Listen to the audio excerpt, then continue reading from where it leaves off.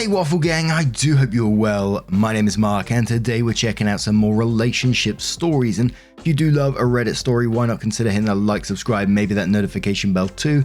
Let's crack on with today's first story, which comes from OK Engine 6401 and says, would I be the a-hole for moving away from my disabled boyfriend?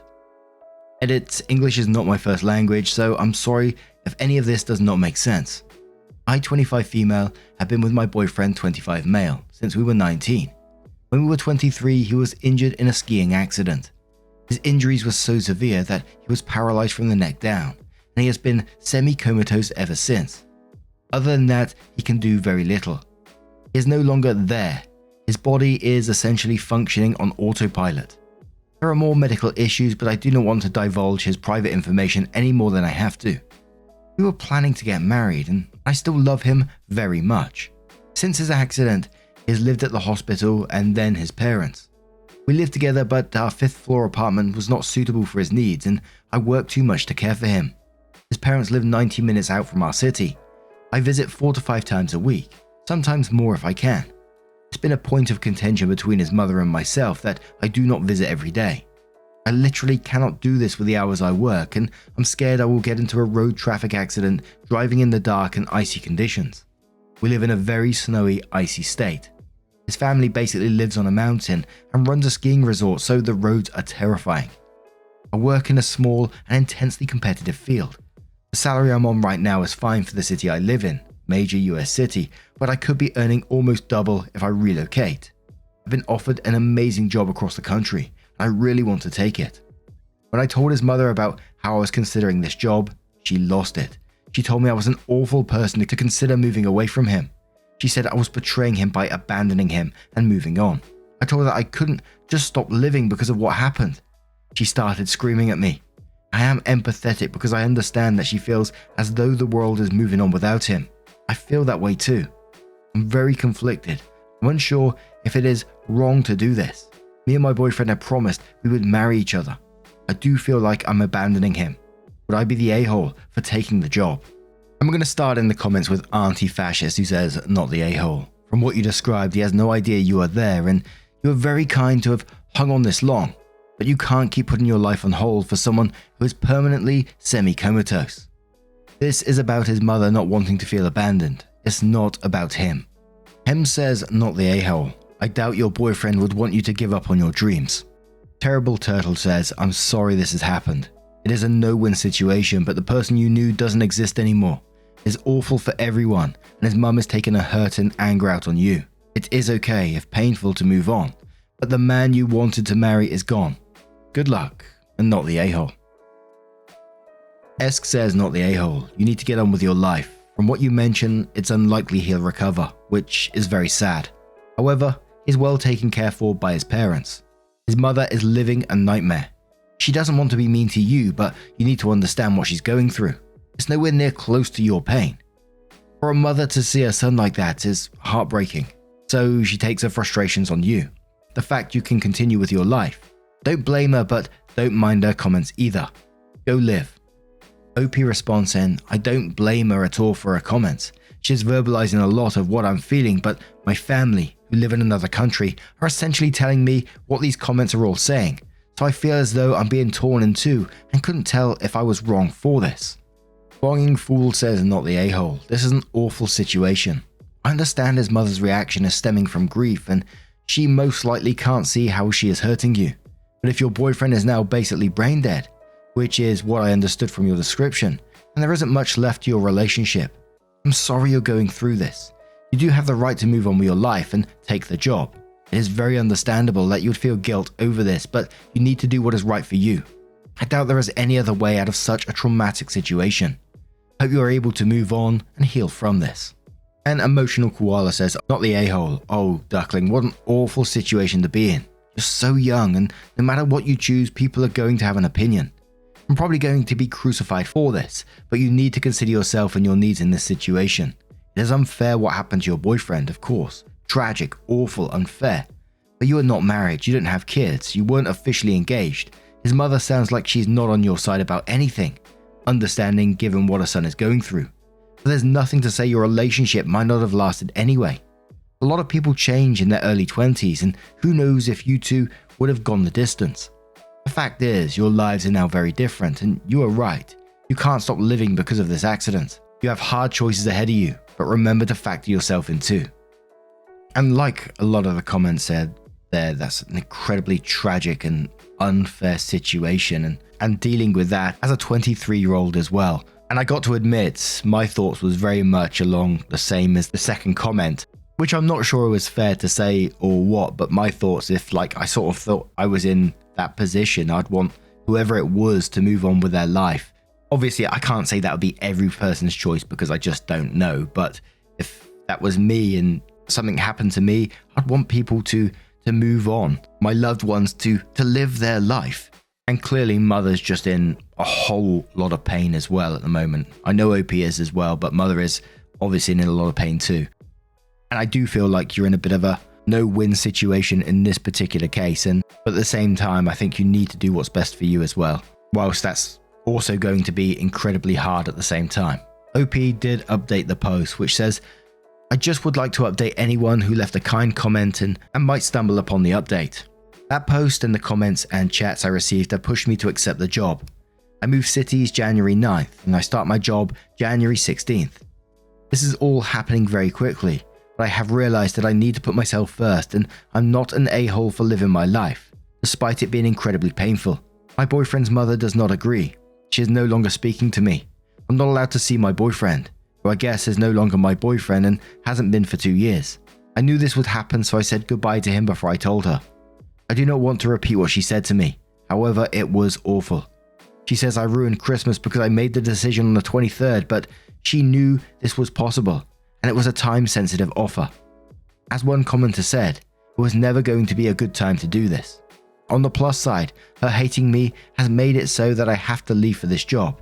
I have no ties here anymore. I may be the a-hole in her eyes, but this is what I need. I'm having fleeting moments of regret, but my family and therapist have said that in the 5 days since making this decision, I seem lighter. I'm excited for this new chapter. Thank you again for the kind comments." And now I'm going to turn this one to you guys. How do you feel about this situation? Let me know your thoughts down in the comments below, and let's move on to another story. And for our second story, we're going to go over to the malicious compliance subreddit from NewTechie1, who says, "You only pay mileage for the shortest possible trip. Okay, then you have to pay my tolls." And this one does come with an update as well. "At my job, every day I have to travel between 2 offices. I start at my main office, then have to travel to the second office, then back to my main office. Because I'm using my personal vehicle for this travel, the company pays me mileage. Well, there are basically 2 routes you can take between the 2 offices. One is about a mile round trip shorter, but has tolls. So I always took the 1 mile longer route and avoid the tolls. I did it this way for a year. Well, in comes a new bookkeeper, and she is hell-bent on saving the company money. And where does she think all this wasteful money is going? Expense reports, obviously. So she starts nitpicking every report, like if someone was out and has to buy some pens for work. She goes online and finds the cheapest price possible for those pens, and only reimburses for that cheaper price. It obviously has peed several people off. Well, she eventually decided to target me. I submit my report for 2 weeks, and a few days later, get the reimbursement payment. Well, it's $5.85 short. I ask her about it, and she says I've been ripping off the company for the past year by taking the longer route between the offices. She will only pay mileage for the shorter route from now on. And I'm lucky she doesn't go back and take back all the extra from the past year. I say okay, but to please send me that per her, I must take a shorter route, and that this is a company policy, and leave her office. Before I even made it to my desk, I had the email from her confirming what she said. 2 weeks later, I submit my expense report. I reported the shorter route. So the company saved $5.85, but tolls added up to $136. A net loss for the company of $130.15. It's been 6 months and I'm still taking the shorter route, costing the company an extra $130.15 every 2 weeks. And I love that kind of malicious compliance, and it gave me a memory of when I worked for a company a little while ago and I had to do a lot of printing on one of these like office-sized printers. We had to print like questionnaires and on different colors and stuff like that. And we had someone new in the accounts and they was trying to save the company money. And they was looking at the toners that we buy for these printers, and we always bought sort of like the branded versions pretty much. And to be fair, they were pretty expensive, but they did last a long time. And anyway, she found online, I can't remember where she found it, some other site, some toners that were like 50% cheaper. And it was going to save the company thousands and thousands per year. But to do this, she had to sign a contract with this company.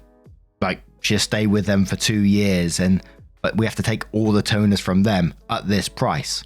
And I think in the end, because the toners didn't last as long, we paid like 4 times as much as what we was paying for the branded products. Deary me. It did bring a smile to my face, though, I gotta say. But as I said, OP did update the post for us, which says, "First, I want to apologize for not getting this update to you all sooner. December and January are my busiest times, and I just haven't had time to sit down and write it out." The update. This extra cost the company went on all last year, but my estimates say it cost the company about an extra $3,500 last year. So the third week of December, we have our annual budget review with all the department heads. It's usually just a quick chit chat about how things went over the year. Then we all get a nice catered lunch. This year went a little different. First, Karen, bookkeeper, asked that we have a projector set up in the conference room so she could give a presentation on how much she saved the company since she was hired at the beginning of the year. This was great for me. I prepared my own presentation. She starts off the meeting going over each department, going over the changes she has made to save money. Her big cherry on top of her savings was how much she saved by cracking down on excess expense reimbursements. Now, I should say here that she is not liked by any of the department heads. Most of the employees have complained to their department heads about her bull, and they've been forced to just take the complaints with no power to do anything about it. I, on the other hand, am a one-person department. So, her presentation ends with a big hooray on how cutting down on expense reimbursements has saved the company a whole $3,500 last year. Then we start going over each department budget. Everything is going normally until they get to my budget. Wait, why is it so far over budget, my boss asks. And this is where my short PowerPoint gets played. I bring up the first slide and a slightly longer route I was taking between the offices. I explain that this was the route I was taking and what the mileage reimbursement was. The next slide was the new shorter route. I explained that Karen forced me to take this route because the mileage reimbursement was less, saving the company about $5.85 every 2 weeks. A little more after the mileage rate went up in July. Then I showed the next slide of Karen's email. Included in the email is a part about this being final, and there will be no further discussion on the matter. The final slide was all the toll reimbursements I was paid over the year, including the approximate total year to date that was a result of the new shorter route. I explained that I had been able to discuss the matter with Karen. I explained that had I been able to discuss the matter with Karen, I could have explained that the shorter route had these extra tolls. And I said that's the reason I'm so over budget this year. The room was silent for what seemed like forever. The owners of the company asked everyone except Karen to step out of the room for a few minutes. When the door opened back up, Karen walked out silent, went to her desk and started packing up her things. That was the end of Karen. Holy moly. Like I always say in these types of situations, can you imagine sitting in that meeting room when that's going down? These slides come up and just checking out Karen's face as she realized like, oh shit. Wow. What do you guys make of this one? Do you have your own malicious compliance stories? Let me know your thoughts down in the comments below and let's move on to another one. And our next story comes from Throwaway Lobster, who says, "Am I the a-hole for refusing to order lobster for my 5-year-old daughter? Throwaway for privacy reasons. Plus I'm on mobile and English isn't my first language, so I'm sorry for eventual formatting and spelling issues." Well, anyway, I, 27 male, went to a restaurant with my brother, 22, as well as my daughter, 5. We haven't seen each other in a while, so we wanted to talk there and took my daughter with me because she loves her uncle, which he does too. Neither did I invite him nor he me, so he would pay for him and I for my daughter and myself. I normally don't spend much on food, so I wanted to treat myself a little and ordered something with lobster, which wasn't all too cheap. My brother ordered something with pasta, which was cheaper, I suppose, if it's important. As my daughter can't really read yet, I listed some of the things I knew she'd like from the menu. I decided before and told my brother what it was because he asked me about it. After I listed my daughter the dishes, she said that she wanted to have the same as I had, and I refused right away. When she asked why, I told her something along the lines of, "It's too expensive to order it for you. Plus she wouldn't appreciate it anyway and won't eat it. In 10 years or so we can talk about it again. We could get you a small lasagna for you. You like lasagna." My daughter refused to decide for anything else, so in the end I just ordered the lasagna for her. My brother called me an a-hole for saying that my daughter wouldn't appreciate it because of her age. I didn't respond to it and I just sighed as I didn't want to escalate into a fight. The mood was quite tense from that moment on, and my daughter wouldn't stop pouting, even refusing to eat a lasagna until I told her that she wouldn't be getting anything else at home for a couple of hours. When I got home, my husband asked why our daughter was so grumpy, so I told him what was up. He doesn't really like my brother, which is why he didn't want to come along, for anyone wondering. He didn't necessarily agree nor disagree with my decision per se, but thinks I shouldn't have directly told our daughter that because she wouldn't be grumpy and pouty now. I'd just like to have some opinions from people outside the situation and my close ones. I don't think I'm the a-hole, but my brother does, so maybe someone can explain his views to me if you share them. So, am I the a-hole? And OP does have like an edit kind of update with some questions that's answered in a second. I'm going to go with a not the a-hole on this one, only from like my nieces and nephews and going to dinner with them and going to the pub for food with them, etc. And their parents know what they like. They know what's best for them and all this kind of thing. There's nothing wrong with them wanting to try the food. Maybe she could have had something off of a little bit off OP's plate just to try it to see if she liked it. And then maybe next time could have lobster. Why not, right? And I'm only going from my brothers and my sister-in-law's side of things here, is that try things at home, and I know this could be potentially controversial, but a 5-year-old trying food at a restaurant and just having a plate of lobster to themselves doesn't sound like a particularly good idea to me. Who knows? But Charlie Green Mongoose says not the a-hole for not buying an expensive dish and potentially wasting money. She's 5 and wouldn't eat a full adult portion. It's unlikely to be on the children's menu. But I would have let her try yours. If she did like it, then you could give her a small portion of it, and if you're still hungry, eat a lasagna. If she didn't like it, then you'd have a better base for your argument. Timely Proposal says you're the a-hole for the way you handled it. It's fine to not order lobster for your 5-year-old, of course, but you could have proposed to split your plate, so she could have tried it at least, and she would have had the lasagna as a fallback, that you would have shared with her if she liked your plate. I mean, isn't it great your daughter is curious about food and wants to try new things? Now Villager says, I agree with your decision, but I think you could have managed your daughter's expectations better by saying something like, you haven't had it before and you might not like it. You love lasagna, let's order that, and you can try some of mine this time. If you like it, we can have it another time. You're the a-hole. Columbo's Peugeot says, not the a-hole. I paid for far too many restaurant meals I knew my kid wouldn't enjoy before I finally put my foot down. Kids can try new things at home, not expensive lobster meals at a restaurant. Edit, please people, I didn't say OP shouldn't share. I was only speaking to letting a child order whatever they fancy in an expensive restaurant when you know they won't like it. Daddy Machismo says, you didn't have to order a lobster to not be the a-hole here. You just have to gently explain that she very probably wouldn't like it and to order something else this time, and that you would let her try a bite from yours to see whether next time it would be worth ordering it, without bringing money into it. What you essentially said to her was, I'm worthy of expensive food and you are not, and that 1000% means you're the a-hole. But OP continued with their edit and said, thanks for all your responses. I understand that I'm not the a-hole for ordering the lobster per se, but I am for the way I handled it. If a similar situation ever comes up again, I will definitely handle it differently, that's for sure.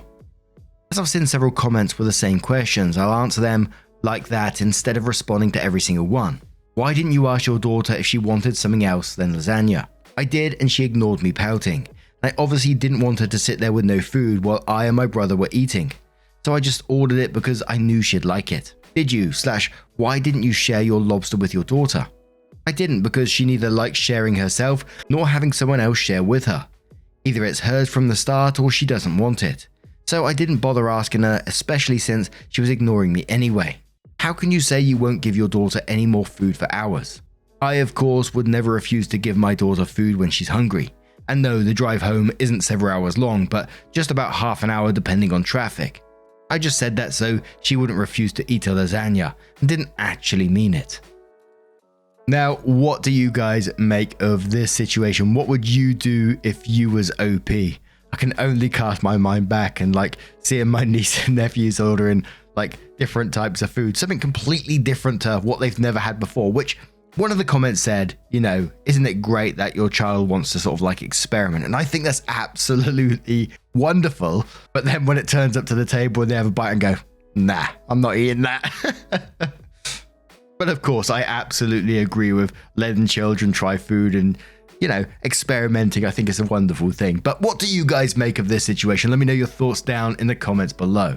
Now, just a huge thank you from the bottom of my heart for getting involved in today's stories. Your love, your support, and your time always means the absolute world to me. So thank you so much for being involved. And hopefully I'm going to see you in the next one. Take care and much love.